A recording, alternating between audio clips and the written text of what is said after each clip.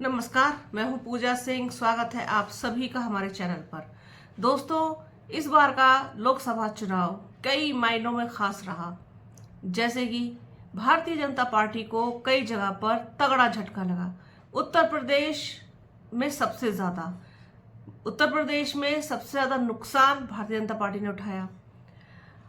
और एक और बहुत ही अलग सी चीज हुई है इस बार, जो मैंने महसूस की है और हो सकता है आप लोगों ने भी कहीं ना कहीं महसूस की होगी ये चीज, और इस पर विचार भी किया होगा। बहुत सारे लोगों ने किया होगा। हालांकि मैं अब जिस तरीके के वीडियोस कर रही हूं, उस वीडियोस पर पहले की अपेक्षा व्यूज काफी कम आ रहे हैं, क्योंकि आप लोग सिर्फ और सिर्फ बसपा की बात करना और सुनना चाहते हैं, जबकि मेरे हिसाब से, मेरे ख्याल से ऐसा होना नहीं चाहिए।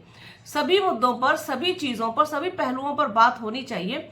मैंने एक चीज शुरू की कि मैंने जो जितने भी युवा सांसद इस बार चुन करके संसद पहुंचे हैं, उन पर एक छोटी सी, जितने भी हैं 5-7 हैं शायद, उन पर एक हर सांसद पर एक एक वीडियो बनाने की मैंने सोची कि उनके बारे में बताया जाए, ज्यादा से ज्यादा लोगों को पता चल सके कि ये चीज हुई है। और इस बार यूथ को काफी पसंद किया है, और ये एक अच्छे संकेत है एक स्वस्थ लोकतंत्र के लिए कि युवा सांसद, पढ़े लिखे सांसद, जिनको आज के जमाने की, आज के दौर की जानकारी है, और जो मतलब बहुत कुछ कर सकते हैं। हाँ, राजनीतिक अनुभव एक अलग चीज है कि वो होना बहुत जरूरी है राजनीति में, लेकिन इसके साथ साथ देखिए, अनुभव तो काम करने से ही आएगा ना। जब मौका मिलेगा, जब काम करेंगे, वही अनुभव ऐड होता चला जाएगा। लेकिन पहले से आप किसी व्यक्ति को, फ्रेशर व्यक्ति को कहें कि अनुभव नहीं है, तो अनुभव लेने के लिए ही तो आ रहे हैं ना। तो उस चीज उसको उस तरीके से भी सोचना चाहिए।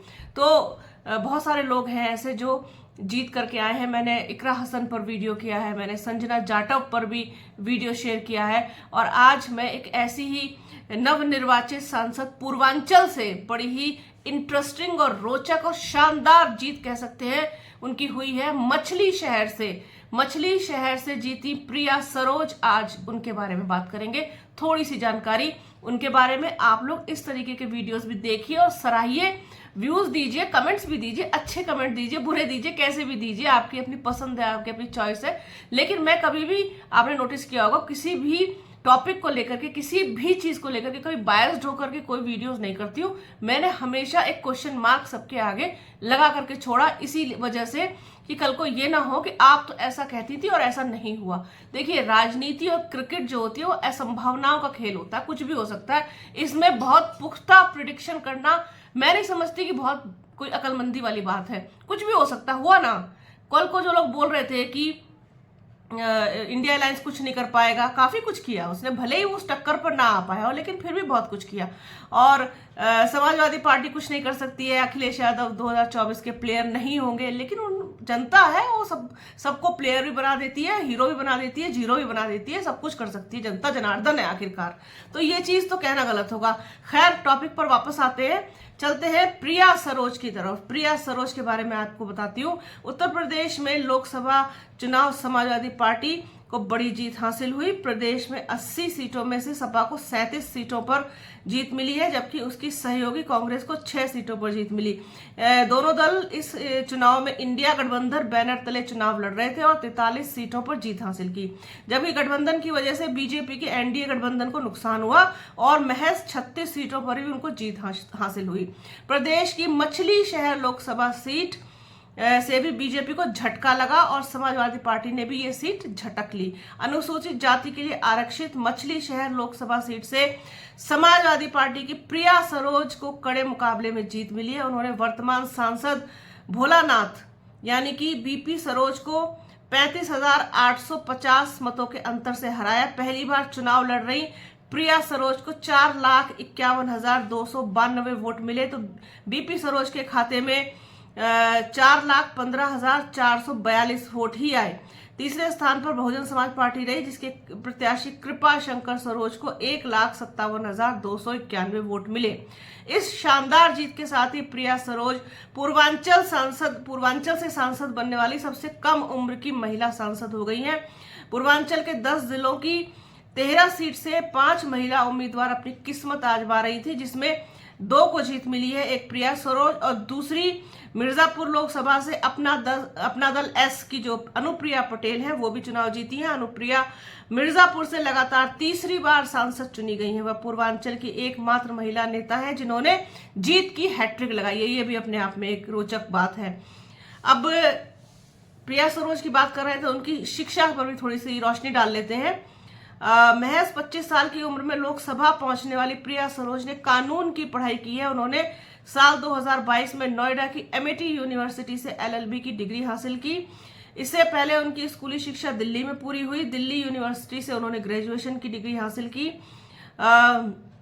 जो उनकी अगर संपत्ति देखें कि उनके पास क्या कुछ है, तो उनके पास 11,25,719 रुपए की संपत्ति, जबकि उनके ऊपर 2 क्रिमिनल केस भी दर्ज है। वह यूपी के 3 बार सांसद और विधायक तूफानी सरोज की बेटी हैं, ये प्रिया सरोज जो है। तो आप ये देखिए कि अब केस दर्ज है, केस वेस तो सब लगते ही हैं। वहाँ बिहार में भी तेजस्वी यादव की जो बहन है रोहिणी आचार्य, उनके ऊपर भी मुकदमा दर्ज हो गया। ये तो देखा ही आपने जिस तरीके से आकाश आनंद पर मुकदमा दर्ज हो गया। तो जो सच बोलता है, सच्चाई के साथ खड़ा होता है, या फिर चुनाव में इस तरीके की प्रतिक्रियाएं होती हैं। लेकिन राजनीति में युवाओं का पहुंचना और उनकी भागीदारी का प्रतिशत बढ़ना, इसको मैं एक अच्छा संकेत मानती हूँ। क्योंकि मैंने आपको अगर याद हो, जब से राजपथ पर बुलंद आवाज पर वीडियो करने शुरू किए, मैंने एक चीज को हमेशा से डे 1 से इस चीज को कहा है।